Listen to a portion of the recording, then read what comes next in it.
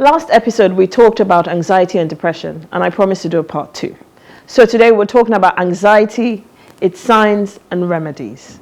And in so doing, we're also going to talk about the differences between coaches, psychotherapy, and all of those different things that we, that just gets thrown around these days. Because really, there are lots of people like me who suffer from constantly being worried and anxious. And we're all looking for solutions. So with me to discuss this is Emeka Ezeogu. Chukwuemeka Ezeogu holds a Bachelor of Science degree in Industrial Mathematics and Master's degree in Managerial Psychology. He's a certified leadership and life success coach, a master NLP practitioner, and an integrative psychotherapist. He's currently the head of academy and coaching services at the Olushola Lanre Coaching Academy. Welcome, Emeka. So it's nice to have you here again. Same. Honestly, So I always look forward to our conversations. They're really quite impactful. Yeah, right. It's good to be here. Thank you. So, I know that I've talked about anxiety previously, but for the recap of people who weren't watching, what is anxiety? Anxiety basically is an inner unpleasant state, right? That often arises when you are anticipating that something dreadful would happen. So it's almost like saying that anxiety is a kind of fear. It's a kind of fear. It's a kind of fear. So it's a kind of fear.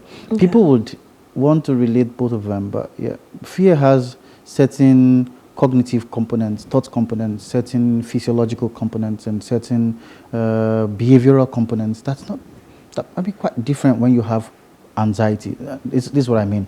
So say something, fear is a response to danger, a physical response to danger. So something is in my environment now that will hurt me. I get the thought that, look, this will hurt me. It's clear that it will hurt me. My body goes into some kind of flux. Hormones are released to prepare me to do either of three things, and that's the behavior.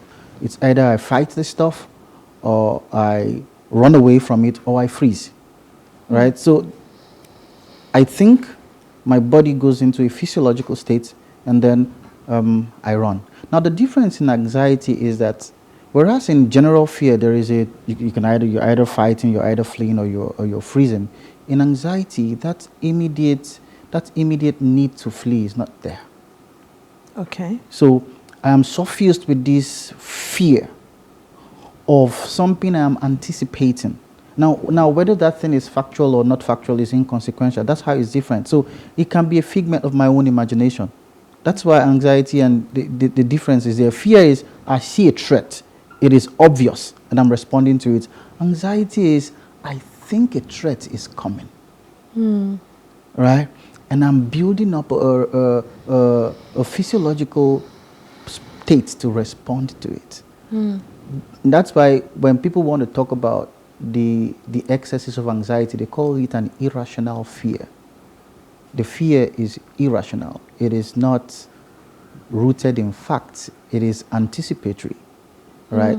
And you are anticipating something that you've not met, you don't know. But then there is a build-up of what's it called now? Overstimulation, over-arousal. Chemicals are dumped inside your system to respond to something that you don't know.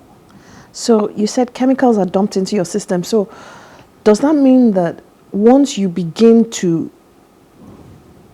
be anxious, you can't control the biology of it? The biology follows. Okay, so although we are very sophisticated beings, right? At the cellular level, we are still evolutionary. Fear originally, right, was primal for us. So if you had lived in the Stone Age, where we had to deal with animals, we had to deal with wild animals, a saber-toothed tiger, fear was a primer. Fear tells you escape. If you don't escape, you're going to die.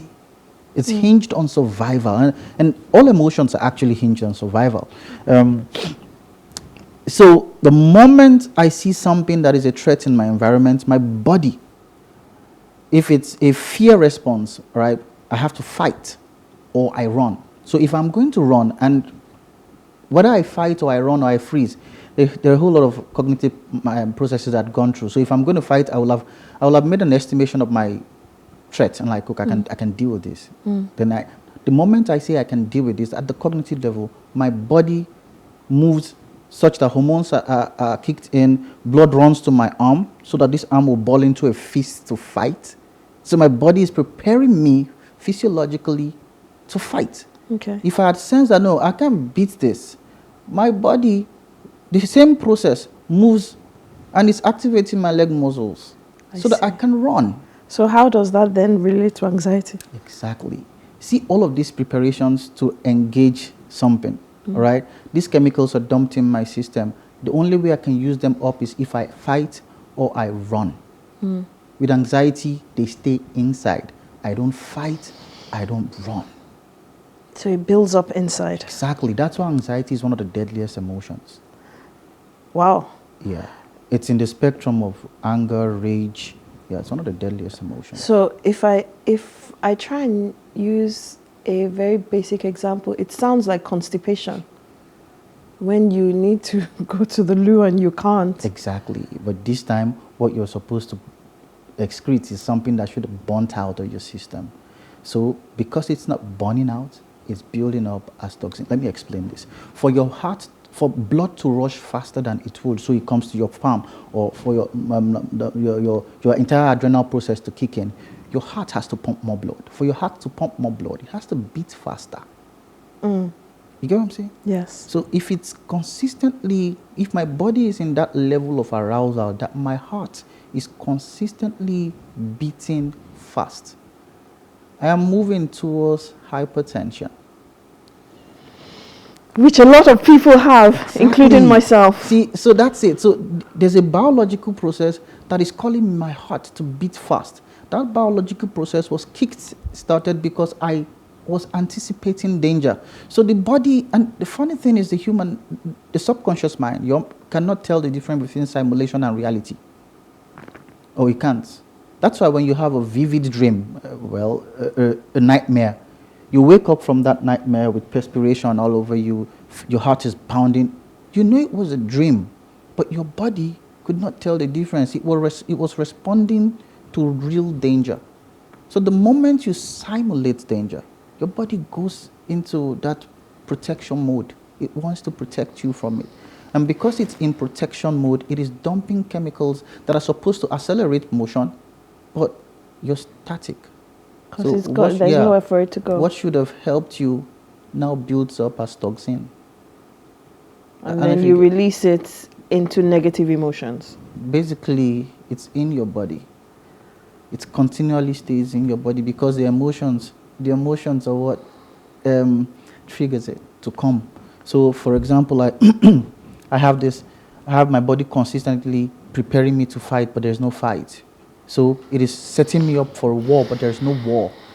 So how does this then begin to manifest itself into things like eating disorders, Exactly. body dysmorphia, constant state of anger? All right. So this is it. There is a pathology with anxiety. So when it becomes a disorder, there's such a thing as anxiety disorder. You begin to see certain things like palpitations. You begin to see things like panic attacks. You begin to see things like tremors. Yeah, people just shaking because they are in a Headaches. Yeah, you could have migraines. You could have really terrible migraines because you are primed to respond, but you are not responding. Part of the reason why you're not responding is because the challenge is more cognitive. It's more thoughts than it's physical. So you're not seeing it, but it's there. So you're anticipating something. You're building up resources to respond to that thing. You're already even afraid that, look, I might not be able to estimate this thing. I might not even be able to control and overcome it. So all of that is happening. That's helpless state is happening, but yet the chemicals are still running through you, still flooding your system. Okay, so how do you begin to deal with that? Exactly. You see, dealing with anxiety is, we can help people. I can tell you what to do, right? But the real challenge with anxiety is you need to find the root cause. Oftentimes, anxiety, like I say, is anticipatory, so you're looking forward to the future. But sometimes it has a historical root. So if I had grown up in a house where abuse was pervasive, right, there is a system of recognition. So if my spouse or my father, whoever the abuser is, wants to abuse me, there is a way I have recorded that approach. And the funny thing with the brain is crazy. The same system that prepares you to respond to a traumatic situation, that same system stores the event. So you can't have one or the other. So the moment I begin to try to respond to trauma, I am storing that same trauma event as a trigger. Now, anxiety becomes historical when I have a historic event that the tendency of echo for that event is strong. So that every time I remember the event, I begin to become anxious. What if I say I don't remember the event, but I'm still constantly anxious? Yeah, you have a memory of the event at some unconscious level. You don't ever forget anything, really. You can't forget anything. What if I say, okay, I remember, but I've moved on from it. I've healed. If you're still anxious, you've not healed. If you still have that fear response, that anxiety response, it means that the trauma is still inside your system. Can the anxiety response be cross-relational? So maybe I've healed from that past trauma, but then there's something else that's still causing me anxiety. That possibility exists. But, you know, with trauma, if you don't get to the root of it, you don't erase it. And there are certain techniques or interventions in psychotherapy that allows you to deal with the surface. So it allows you to deal with what you're seeing, what is observable. But then there are other techniques that allow you to go all the way to the root and collapse it. With things like historical anxiety, if you don't get to the first event and help the client or the patient cognitively reappraise that event, think differently about that event, a similar event today will trigger that. And once it's triggered, the person goes back into the state that was induced the first time that traumatic experience happened. So it goes back into that state of response, but the challenges are different. You're just triggered. You're triggered because you have a working memory of a traumatic event, of a traumatic episode. So that's one of the reasons why, yeah. And if you notice, the person who has an anxiety disorder, who is inordinately anxious, often vacillates between the past and the future. In the present, they're always in a flux. They're in a fear flux. They're shaking. They're right. So if you're going to help these people, there are a wide variety of practices. But what I would I'm going to say counsel. What I would ask that the person do is see a psychotherapist. Why a psychotherapist? That even leads me to a question I was going to ask later on. Why a psychotherapist? Because in today's world, there's coach, there's therapist, there's counselor, there's psychologist, there's psychiatrist. Why a psychotherapist? And what's the difference in all this? A psychotherapist is a person who is most equipped to deal with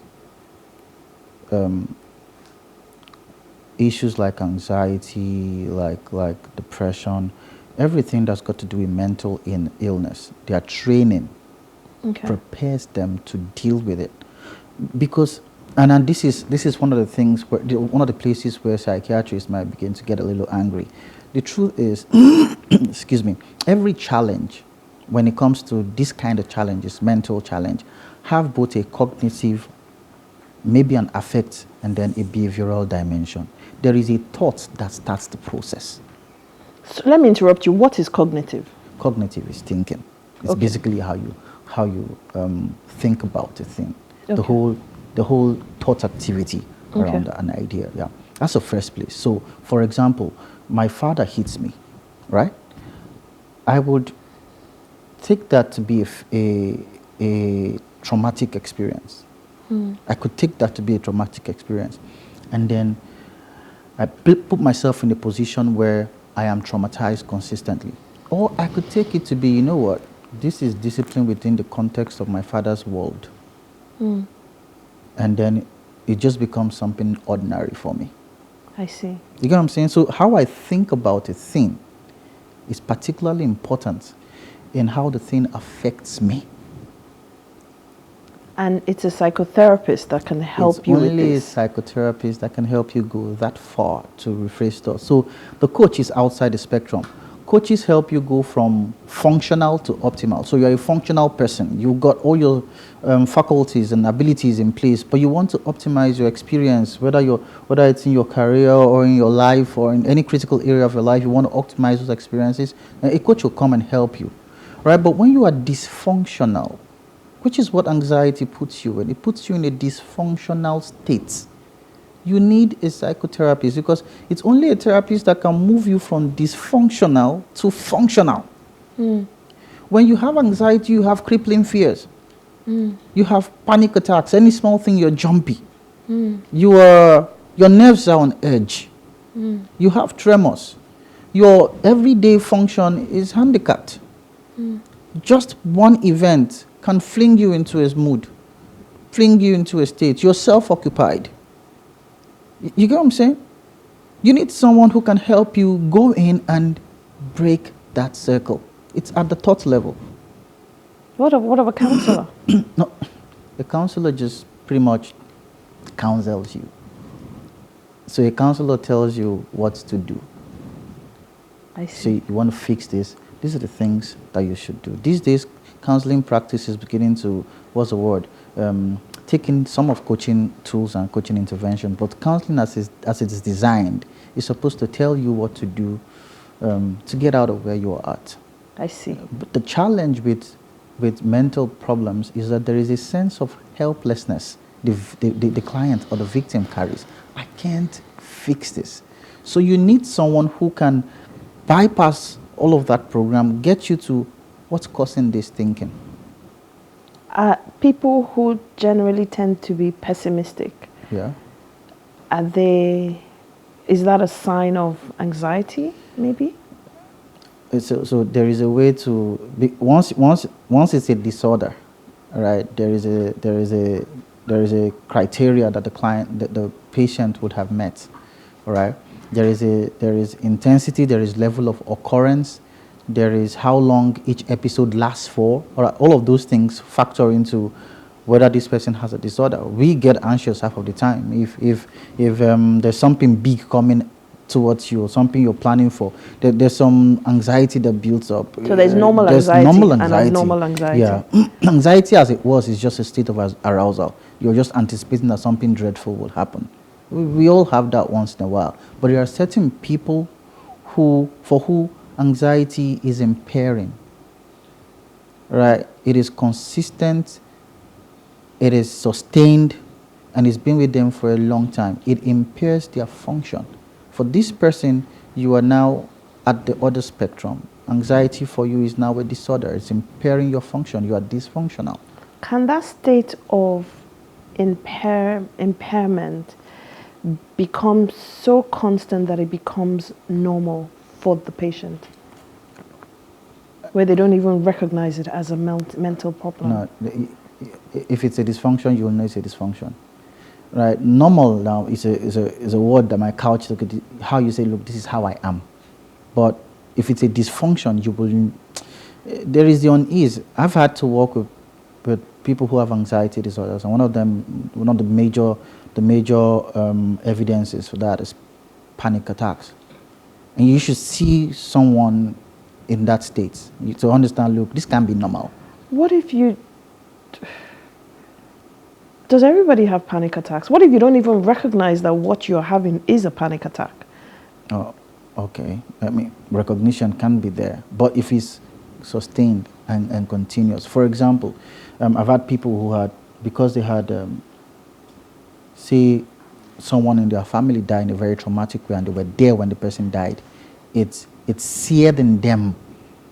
The event was burnt into their memory so hard that every time they think about it, they begin to hyperventilate, they begin to panic, they begin to, I'm dying, I'm choking for air. But you can still have an anxiety disorder without having panic attacks. Yeah, it shows itself in, like I said, it showed itself in moods. You can see it in tremors. But when you begin to have tremors, you're at the extreme, really and truly. When you begin to have consistent panic attacks, your anxiety has gone full blown. You need help. In fact, before then you had needed help, but now you need help. And when it gets to that level where the dysfunction is so high, even the psychotherapist cannot reach you at the cognitive level, you need to go to the psychiatrist. All right, so that they can administer drugs that would, because all of these things are, okay, so when I think about something, remember I told you that when the body prepares you to respond, it prepares you by dumping hormones in your system. Now, certain of those hormones have to be either be taken up back by the body, you know? So there needs to be a drug that is administered to you to either speed up or slow down the process of the reuptake to create a kind of balance that would allow the psychotherapist assess you at the cognitive level. So if you've gone to the point where it's very extreme, you will need a psychiatrist. You will need to go on certain kind of drugs because those drugs are the drugs that will calm you enough for the psychotherapist to now begin to work with you. Because really and truly, the biggest solution to anxiety is the science of calmness. So whether I'm doing breathing exercise for you, I'm trying to help you to meditate, I'm trying to help you work on your focus and how you shift focus when a triggering situation is coming. How do I move you into emotional freedom techniques? The whole goal is to get you to a point where you can calm yourself. But then you have to go to the root cause. Exactly. You have to go to where it started from so you can extinguish it from there, collapse it from there, so that when it's echoing now, you have a response. Emeka, thank you so much. This has been short but impactful. I wish we had more time. And I know, I wish we had more time. And I really think this is a topic we need to keep, talking about because there are a lot of people that are going through various levels of anxiety. The world is inducing it now. Yes. The state, the pace, the events of the world today is inducing a lot of anxiety. The uncertainties is inducing a lot of anxiety. It's something we should talk about more. Yes, we will keep talking about it. This has definitely helped me. And even I am clearer as to what type of help I need. Really, really enlightening, really, really helpful, really, really impactful. Awesome. I can't thank you enough. Oh, thank you but for I will be having seeing me. you again soon.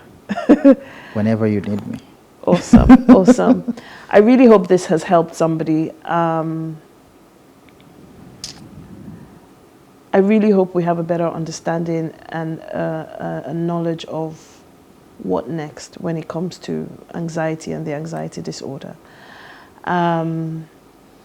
So yeah, Fumi, Helen, and I will very quickly wrap up the show. So please stay tuned and thank you for watching.